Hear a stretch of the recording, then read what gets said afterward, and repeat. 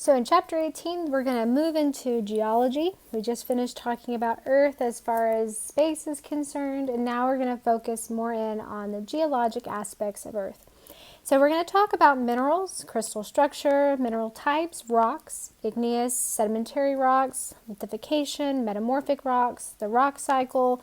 Then we're going to talk about studying Earth's interior, Earth's structure, plate tectonics, and then the three types of boundaries: convergent, divergent, and transform. So Earth is a non-uniform distribution of matter, meaning that if we looked at everything that the Earth is made up of, that we think it's made up of, it's not uniform from the crust all the way to the core. The molten core is mostly made up of heavy elements like iron and nickel. This was what allows us to have this magnetic property about Earth that we're going to talk about, which is so important. And the thin surface crust, the part that we live on, is actually really only the mostly lighter elements, though there are heavier elements, but most of the percent is going to be made up of lighter elements. And we talked about 8 elements before. Hopefully you remember what they are, but those 8 elements are going to be the ones that make up the composition of Earth's crust. So rocks and minerals are the 2 different groups of things that are going to make up Earth's crust. And if we look at the pie charts here, we can see if we took into account the whole Earth, that 33% of all of Earth is made up of iron. But when we look at just the Earth's crust, that percentage goes down to 5%. Magnesium is another one that changes. It goes from 13.9 to 2.1%. So it's very different when we look at the percentages, but most of what pertains to our everyday life is the crust, and so we're going to spend a lot of time focusing on the crust. So a mineral, if we looked up the Earth science definition, is a naturally occurring, meaning not man-made. It's a solid element or compound, so either a single element or a combination of elements, atoms, with a constant chemical composition and a crystalline structure, meaning it looks like this box you see over here with each of those spheres representing a certain type of element being arranged in a 3D pattern. So it cannot be synthetic, meaning it can't be man-made, and it must have a regular repeating pattern. So it's going to be crystalline, kind of like salt or sugar, not what we would call amorphous, which would be more like flour. Okay, dull, powdery, that's what amorphous is. So salt is actually a mineral, and it's called halite. So crystal structures can be made up of more than one type of element. For example, diamond is carbon only. We've talked about that before.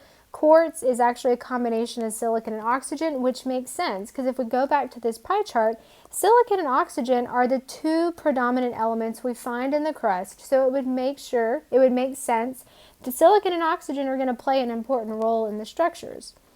Each mineral, though, is going to have its own chemical composition and its own range of chemical composition, meaning while a diamond is made out of carbon, sometimes we're going to have minerals that could have a range of different percents that we would find. So the composition can vary within the substituent of chemically similar elements as well. So we're going to have 2 big groups of minerals, the silicates and the non-silicates. Either you are silicon oxygen based or you are not. So what is a silicate? A silicate is something that's made up of mostly silicon and oxygen. It's kind of like the base ingredient. These make up 92% of Earth's crust, meaning the other 8% are the non-silicates. And it's based on this silicon-oxygen tetrahedral. And the thing about the tetrahedral, this is a 3-sided pyramid from the top. So we have 2 sides right here, and then there's this side on the back side. And tetra usually means 4. Hedra means faces, but we have 1 face, 2 face, 3 face, and then there's the bottom. That's face number 4. And that's where the word tetrahedra comes from. And you can see that oxygens are on each of the apex, each of the corners, and silicon is there at the center. And this is the base chemical or compound for our silicate minerals. Within the silicate minerals, we're going to have 2 further divisions based on elements. They either are going to contain iron, magnesium, calcium, and other elements, or they're not. If they contain iron, magnesium, calcium, they're going to have a greater density, means heavier, and they're going to be darker in color. So here's a great image right here. We have augite, hornblende, olivine. They have this kind of dark color to them because of the addition of these. The non-ferromagnesian silicates are going to be lighter in color and lower in density. So you see here. Some examples are muscovite, feldspar, and then of course quartz, but they still have the silicate in common.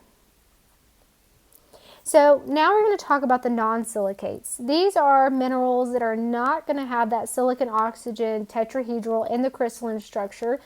They're going to make up the other 8% of Earth's crust, and there are 8 groups of non-silicates, and we group them based on what elements they have in them. We have our carbonates, which are the most abundant. Things like limestone. Rocks have carbonates in them. Sulfates, oxides, sulfides, halides, phosphates, hydroxides, and then native elements, things like gold and stuff like that. So hydroxides, phosphates, halides, these are your group 7A, halogens, sulfides, oxides, and sulfates. That should be a 2. Okay, so these are our non-silicate groups. Now, one of the labs that we've done in the past, it's a great lab, is starting with a rock and then classifying it based on its color, its streak, and things like that. And also it's a good practice at thinking of what silicate, non-silicate, what matches the ferromagnesian and non-ferromagnesian. So the thing about minerals is they're going to come together to form our rocks. But we're going to go ahead and take a break right here, stretch your legs, and then come back and we'll talk more specifically about rocks.